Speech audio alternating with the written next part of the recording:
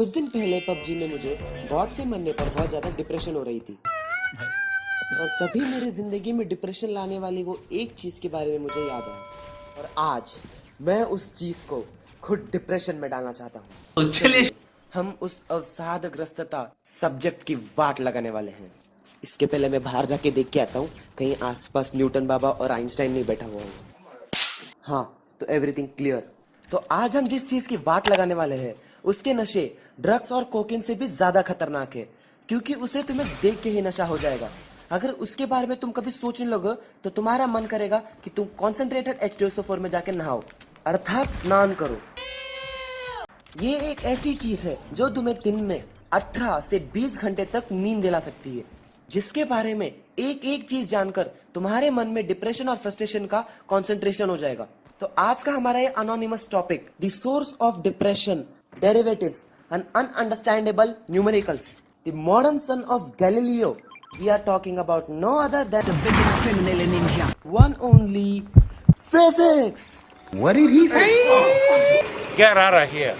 जी हाँ, फिजिक्स एक ऐसा सब्जेक्ट जो तुम्हारे खुद की जिंदगी में तुम्हें शक दिला देगा, जो तुम्हारे मन में आधे आधे लॉस, कंफ्यूजन और मौत की ख्वाहिश के सिवाय और कुछ नहीं आने देगा। You don't scare me. जिसे पढ़ने से बेहतर तुम्हारा मन करेगा कि तुम एक मोमोज का नया ठेला खोल लो। मोमोज ले लो, फ्राइड मोमोज ले लो। अरे भैया, मोमोज कितने के लिए? चिंटू, तू मोमोज बेच रहा है? अरे तू तो साइंस पढ़ रहा था ना? जी अंकल, वो फिजिक्स सब्जेक्ट समझ में नहीं आता तो सोचा मैं खुद का बिजनेस स्टार्ट कर लूँ। अरे फिजिक्स, हाँ समझ सकता हूँ, मैं तुम्हारा दर्द समझ सकता हूँ। अब चलो बताओ, ये मोमोज कितने के? जी अंकल, सिर्फ 60 रुपए के। क्या 60 रुपए के मोमोज? अरे तुम तो बहुत महंगा कह रहे हो। रुको, मेरे पास तुम्हारे लिए कुछ और चीज़ है। हाँ, ये रहा, ये लो, न्यूटन के थर्ड लॉ का डेरिवेशन। इतने से मोमोज मिल जाएंगे क्या? अरे अंकल, आप ये मुझे क्या दे रहे हो? आप एक काम करो, आप मेरी पूरी दुकान लेके चले जाओ, पर मुझे ये डेरिवेटिव मत देना।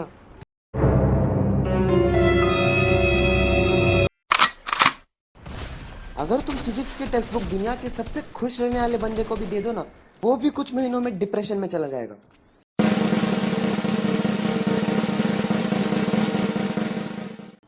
ये मैं इस दुनिया का सबसे खुश बच्चा हूँ।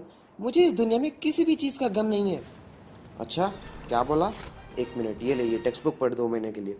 3 days later. साला ये दुख का खत्म नहीं होता बे। मुझे अपने घर जाना है, मुझे घर जाना है।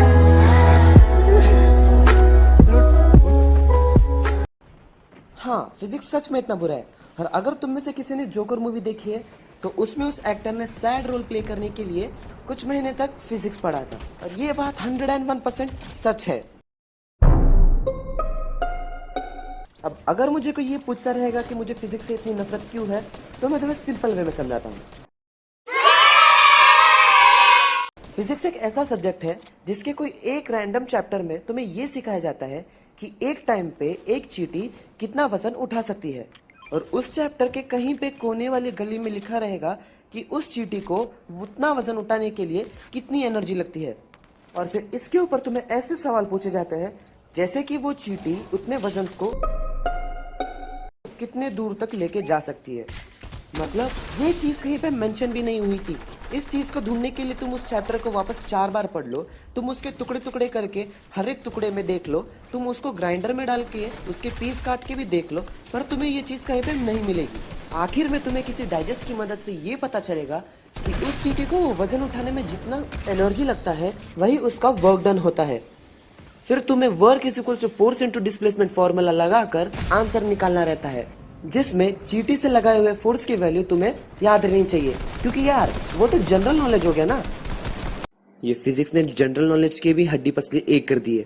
फिजिक्स एक ऐसा सब्जेक्ट है जो तुम्हारे दिन के हर एक काम में उंगली कर सकता है।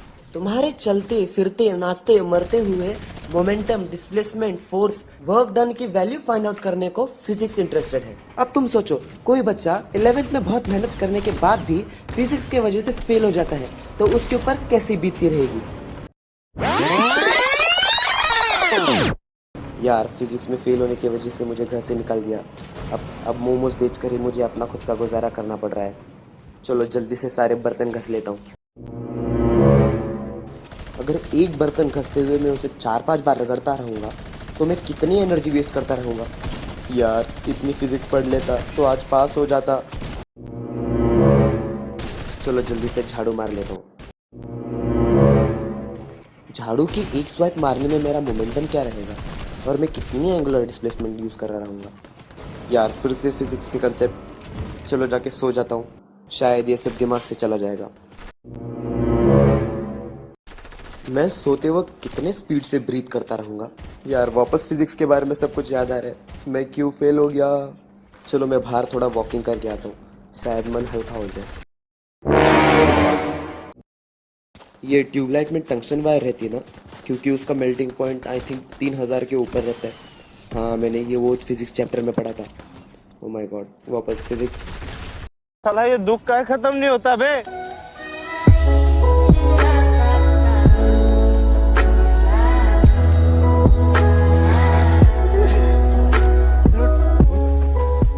और इसी तरह उस बंदे का डिप्रेशन 64 से 128, 128 से 256, 256 से 512, 512 से 1024, 1024 से 2048, 4092 से 8192 लेवल तक पहुंच जाता है, जिसके बाद उसके आकर कोई पूछता है क्या हो गया भाई, बहुत उदास दिख रहा है, किसी ने तेरे को कुछ बोला क्या? बोल मुझे, मैं अब भी उसकी सुपारी दे दूं। अरे नहीं रे। फिर क्या हो गया भाई, तेरे को कुछ सुट्टा वुट्टा मांगता है क्या? बोल, अभी तेरे लिए इंतजाम करता हूँ।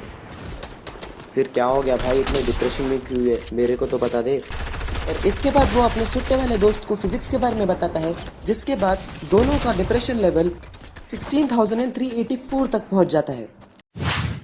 साला ये दुख का खत्म नहीं होता बे।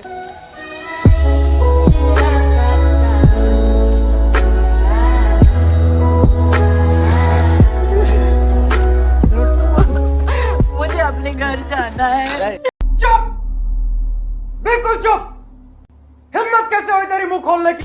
और अब अगर मुझे कोई कहता है कि यार फिजिक्स इतना हार्ड सब्जेक्ट नहीं रहेगा, अगर लेसन अच्छे से समझ जाएंगे तो कोई भी कुछ कर लेगा ना यार। हाँ तूने सही बोला, अगर लेसन अच्छे से समझ गए ना तो हम सब पास हो जाएंगे। लेकिन ये लेसन समझाने वाले फिजिक्स टीचर्स, मारो हमको जिंदा मत छोड़ो सालो। ये कोई नया चैप्टर स्टार्ट करते वक्त पहले इतना डिटेल में सिखाते हैं कि तुम्हें लगेगा कि यार ये चैप्टर तो बिल्कुल डिफिकल्ट नहीं रहेगा। लेकिन जब तुम इनका सेकंड लेक्चर अटेंड करते हो तब तुम्हें पता चलता है कि 30 पेजेस का एक बड़ा चैप्टर 45 मिनट्स में कैसे खत्म किया जाता है। जादू। और इनकी ये 45 मिनट्स के लेक्चर में हम बच्चों को कुछ घंटा भी नहीं समझ में आता है। और इसके बाद हमारे पास बचा है सिर्फ एक ही ऑप्शन, सेल्फ स्टडी। अब साइंस का लगभग हर एक स्टूडेंट मेन चैप्टर्स को कंसिडर करते हुए सेल्फ स्टडी करने की कोशिश करता है। और कुछ महीने सेल्फ स्टडी करने के बाद बच्चों को लगता है कि वो एग्जाम्स के लिए प्रिपेयर्ड है। लेकिन जब एग्जाम का क्वेश्चन पेपर उनके हाथ में आता है तो उनकी फट के 81934 टाइम्स हो जाती है। एग्जाम के पेपर हाथ में लेने के बाद स्टूडेंट को पता चलता है कि उन्हें जितने क्वेश्चंस आते हैं उनसे पास भी नहीं हो सकते। और इसी तरह खाली पेपर मैम को देने के बाद वो अपना लटकाया हुआ मुंह लेकर वापस घर जाते हैं। और घर जाके उन्हें पता चलता है कि जितना भी उन्हें पढ़ा था वो सब डिलीटेड पोर्शन था। इसीलिए फिजिक्स इतना डिफिकल्ट सब्जेक्ट नहीं है। और इसके बाद आते हैं physics practical. Oh shit, physics practical.